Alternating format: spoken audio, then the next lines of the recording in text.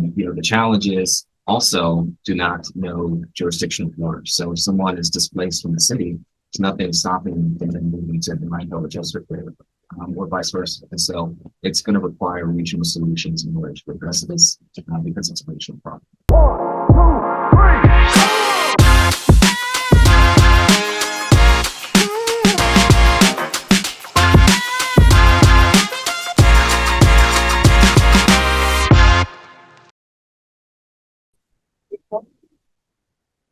Welcome to America's Healthiest City. I am your host, Will Melton. Today we have Jovan Burton, the Executive Director of Partnership for Housing Affordability. I wasn't sure I was going to be able to get that out, but we're excited to have Jovan on today, and we're going to get into Partnership for Housing Affordability and housing here in a minute. But first, I want to introduce Jovan, and welcome to the show. Thank you for joining us. Thank you for having me. Well, we start out with some questions. Are you from Richmond? Not originally from Richmond, originally from Benton County, just outside of Charlottesville, only about an hour away from here. So you've been native Virginia. Visit Richmond a lot as young Richmond. No, actually I did not. I would probably visit DC more than Richmond, so it's weird now being here and feeling like I don't have anything to leave to get what I need. So I saw that you went to college pretty much in Melton there. You could say that. Farmville is in Hampton City College in Farmville, Virginia, Vincent County. That's what I looked for. I wanted something that was small class size. Played football there, so that was also so, great school. It worked for me. I didn't want to lecture halls with 500 people. It's just, and then the VCU for class. Now, did you have a gap in between, or did you go straight forward? Gap in between. I would always recommend that. I didn't think when I finished undergrad that I ever would do college again. And a year and a half later, I found myself looking at different programs and graduate level, and really was interested with the water school VCU and all those kind of things. So I did that part time. I worked full time for about 2 years. So, what you have a master's in public administration. What drew you to public administration with preservation? What would you say that was the right choice originally? Absolutely the right choice. The thing about public administration is that it's the most versatile degree that I could find. If you're someone that's interested in executive leadership or grants management, budgeting, management, human resources, it's all of that in my opinion. Most people in my field in housing, they come from the future. But this allowed me to dabble in that if I wanted to, but I could really take everything I was doing and work on a daily basis. So that was really the appeal for me, and I felt very hands-on. I put it into what I was doing, and then I thought I could. So you ended up in trying to have a Virginia down the road. Is that Norfolk? Yeah. How did that come about, and how did it lead you? Well, I realized that my senior year was coming up, and I didn't get to show, so that was one. And then two, there was someone who went to Hampton City and now was working in Fort Virginia.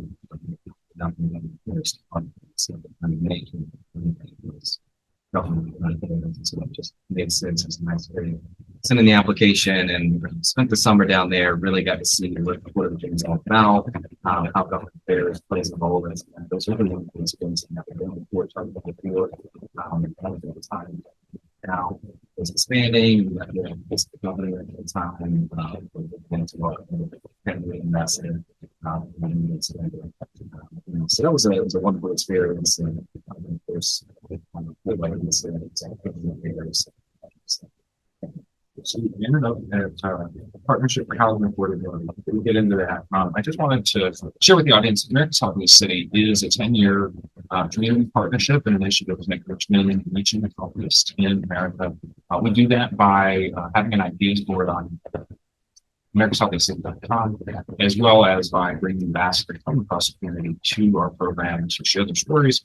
And so we encourage you to go to americashealthiest.com, check out the ideas board, leave your comments, submit your ideas, and if you represent a nonprofit, for-profit, government agency, or an academic institution, we ask you to consider becoming an ambassador. So we're continuing on in the discussion of housing. We've had Ep10 on. This is a topic that seems to be front and center for this region. We have folks who are moving here in abundance. I have a Airbnb in my house just last weekend. We had somebody down from Jersey City who is being priced out of that market. So there's a lot of reasons people are moving here, but let's talk about what you guys do for housing affordability. Just kind of Yeah, so the Partnership for Housing Affordability was founded in 2004 to really raise awareness on the issue of housing. That has really transitioned since to become a leading housing policy here in the region. And we do that through partnerships with local governments and housing stakeholders, people in the economic development, workforce development space, education. We really take the position in housing as foundational quality of life. So it's impactful to spaces that are adjacent to housing. Notably, we have a few programs. One of them is a regional hotline, that's really the first line that connects with people that want to stable. Maybe you're looking at the resources that exist in the community and you don't know what you qualify for. And so our folks are there to help navigate housing that's stable positions. Or even if you're looking for what's the first step in home ownership, if you are qualified for something.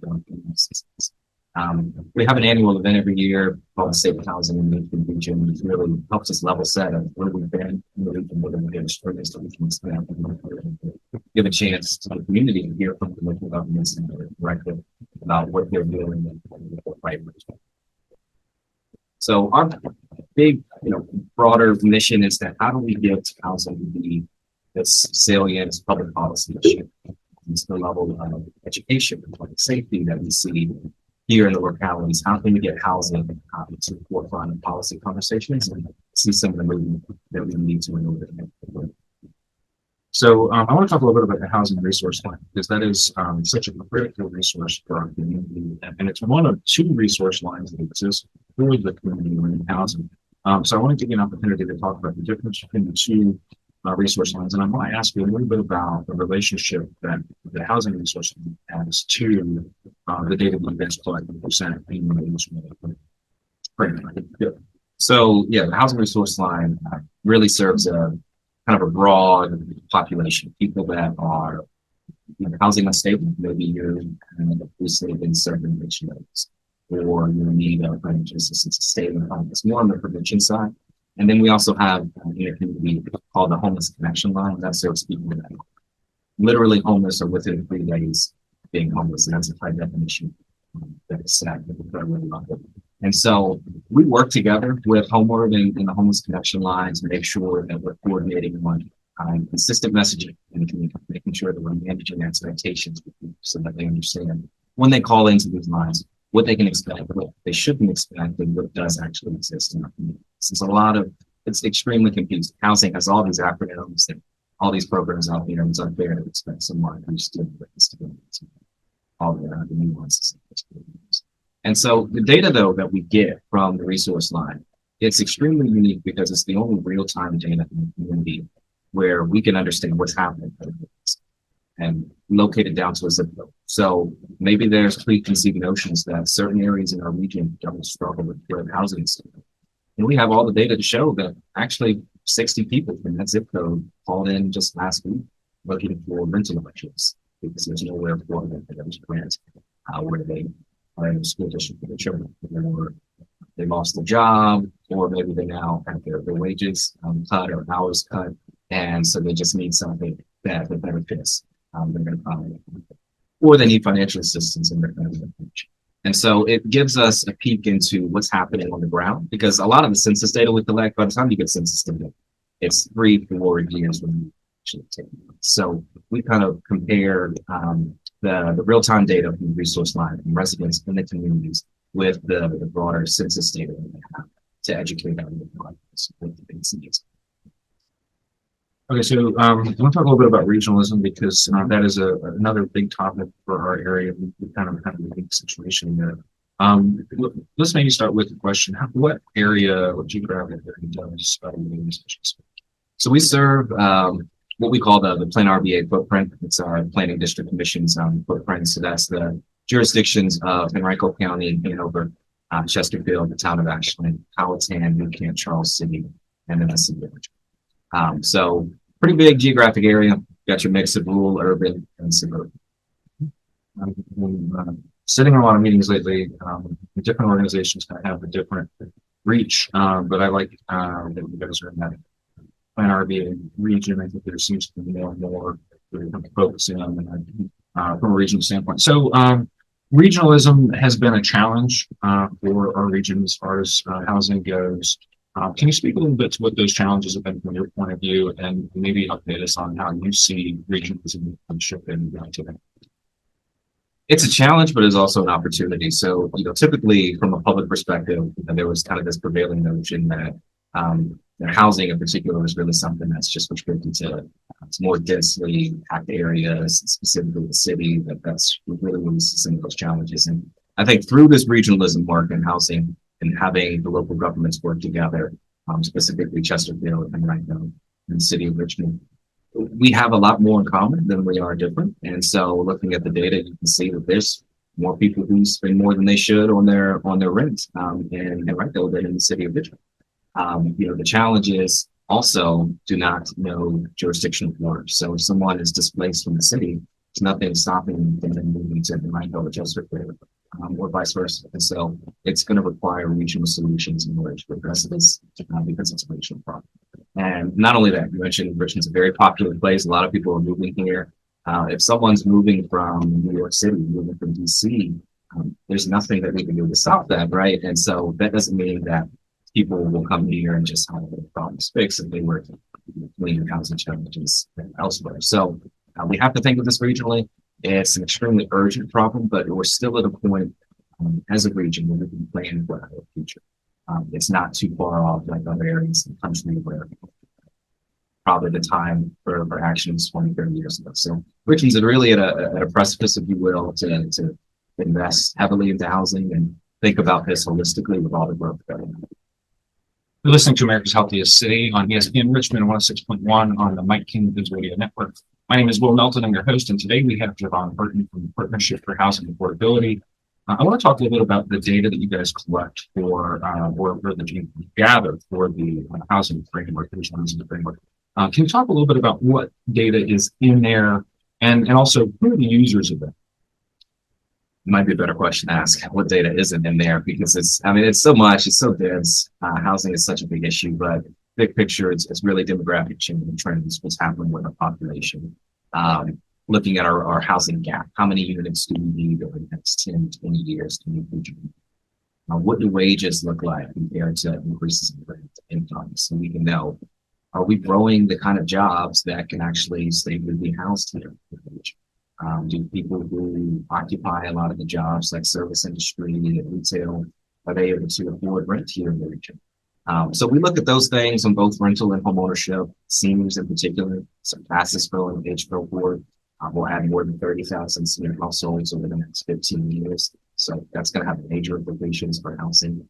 So we look at a lot of that, really localized data to help us understand big picture, what do we need to focus on? What's going to move? And I think through that, we're also able to educate the local governments. Most of our local governments don't have robust housing staff, and so they look to us to educate them on what are the needs in the community, and also what are some of the solutions.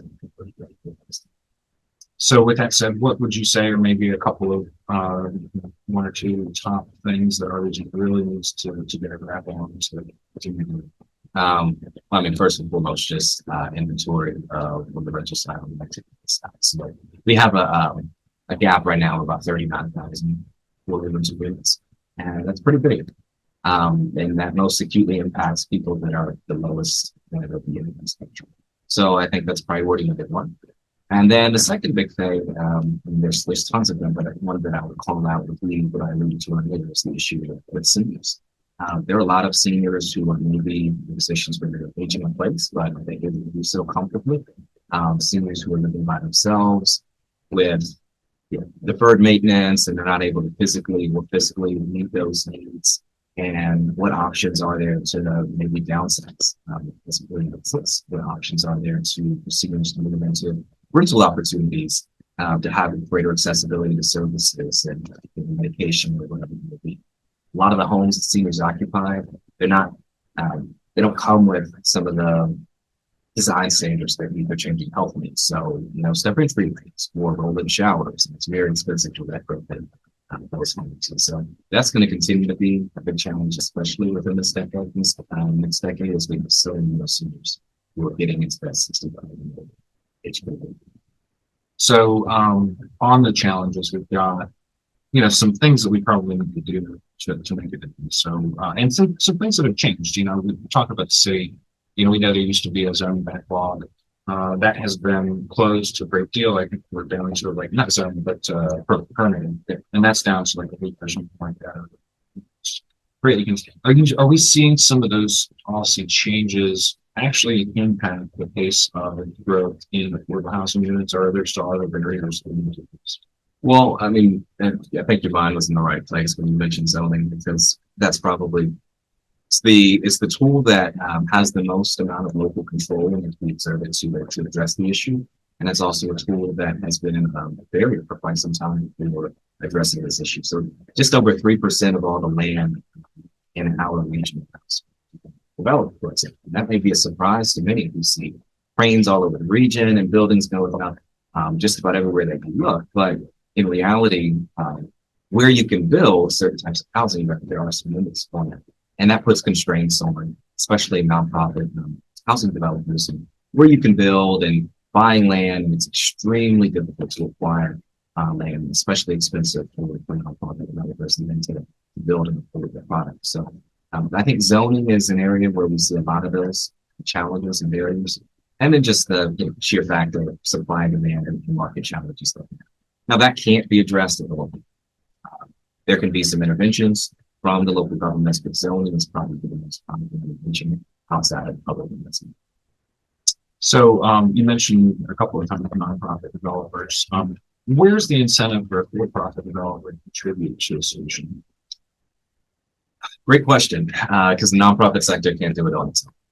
And actually, there are for-profit developers that participate in this space that want to build an affordable product, or who's sort of willing to build maybe mixed income. You've got market units in addition to some units that are set aside for open income residents. But the incentives right now that are in place, there aren't very many. And that's something that is an opportunity for local governments to identify where you can, maybe provide some tax incentives for a developer to help with the cost of providing affordable units. Or you can look at things like expedited permitting, where you get pushed to the front of the line if you agree to provide a certain affordable units. In certain areas, you can provide a density bonus, where you build a lot more units than what the zoning restrictions allow for, and in exchange for them, you can provide some. So those are the incentives that typically can work and are employed nationwide in other regions. We do have some legislative barriers to that here in Virginia with the rural states. So if something's not approved at the state level, local governments can't do that. Fortunately, we're not going to Virginia or other places that have exemptions from those rules. So that makes it a little bit more difficult. It has to be voluntary. But that does create opportunities for partnerships. And I think that there are some really good partners in the for-profit side in the development space. We want to do this. There just needs to be some incentives in place. So, both for leadership, Metro Richmond and the housing space, like you care about the Dillon rule, and it seems to just plague us all. But you said something interesting to me, and I didn't know this. But Northern Virginia has an exemption. What would it take for us to get an exemption from the Dillon rule? That I don't know. It would be nice to get that exemption. Frankly, and there's a few jurisdictions in Northern Virginia that have an exemption. Richmond is not Northern Virginia, the surrounding jurisdictions here. Within our region. So that would be wonderful if we had those exemptions, but even still within the enabling legislation here in the region, we're able to include some voluntary incentives. So there's still progress that could be made despite those legislative barriers. And there's still every year there's going to be work at the state level to figure out ways in which the state and local governments can work together with this issue and to have their flexibility for it. So aside from zoning and permitting, what other role does government play in addressing the issue? Yeah, so I'll speak to kind of what our local governments already do, and maybe some people aren't as familiar with that. A lot of the work that happens in the nonprofit space, it's actually contracted out from the local government. So they get federal money, they get maybe state money to focus on things like community development. And they'll use that funding to provide money to nonprofits that do things like home repairs, critical home repairs for seniors or people who have leaking roofs, to do things like lead remediation in certain older homes, to intervene when maybe there's properties that are having a lot of maintenance challenges and really just conditions on the property that are problematic for the tenants. And so great example is that Chesterfield County purchased a mobile home park a few years ago, and they're working with a nonprofit partner actually to really redevelop that park and replace the units or repair them significantly, which is going to be a big boost for that community. So local government does a lot on an annual basis with their federal dollars and even investing some of their own dollars. I'm sure many of you have paid attention to recent budget proposals that have come out from local governments, but there's millions and millions of dollars that are pegged to specifically address this issue. Well, you have probably some of the best insight into what's happened, what's happening, and what might happen. At least from my point of view, what do you see as the future of housing in Richmond? If we look ahead, maybe 5 or even 10 years, if we're thinking about the Healthiest city, how do you see things changing, and do you see the progress being made that we really need to make to close the gap? I think that we certainly could, if there's a level of urgency around the issue. As you mentioned earlier, there's so many people moving here, and as you have more folks moving in more expensive areas, that's going to make it that much more difficult for people who have been living. But Richmond is, again, in a unique space and opportunity. There's so many initiatives going on right now in the region to help address this. I mean, we have an initiative to create 5,000 new Black, Indigenous, people of color households or homeowners by 2025, and that's being aided by a grant from Wells Fargo. There's more money from local governments going into housing than traditionally there has been, and I think the pandemic has helped to accelerate that increased public investment. And then we have people from the business community, economic development, getting more involved because they recognize housing is critical to quality of life, housing is critical to healthy, having stability. And so we take that position that housing is this foundational. And I think the more and more buy-in we have from not just the public sector, but the private sector, and the better off we're moving in the right direction. That's great. That's very helpful. I think being in the space of housing experts, you often see the challenges and problems of people who are without housing. So it's good to hear the message. I'm glad to hear that. Tell our audience, if you would mind, how they can find you. And is there something about Partnership for Housing Affordability that you want people to know, like maybe how you guys are funded, or anything else? Yeah, well, so we're a nonprofit organization. We have our website, pharva.com. We are someone that works very closely with local governments, but we also have great philanthropic supporters and corporate supporters and individual supporters as well. And so there's many ways that you can help out. If you want to volunteer and get more involved in the housing space, please reach out to us via our website. And if you're ever interested in helping out just in your local community, attending a local zoning meeting, supporting housing developments there before your local board of supervisor, we need more and more kind of community ambassadors and advocates in the housing space to support this kind of work. Well, thank you for joining me. Absolutely. Thank you.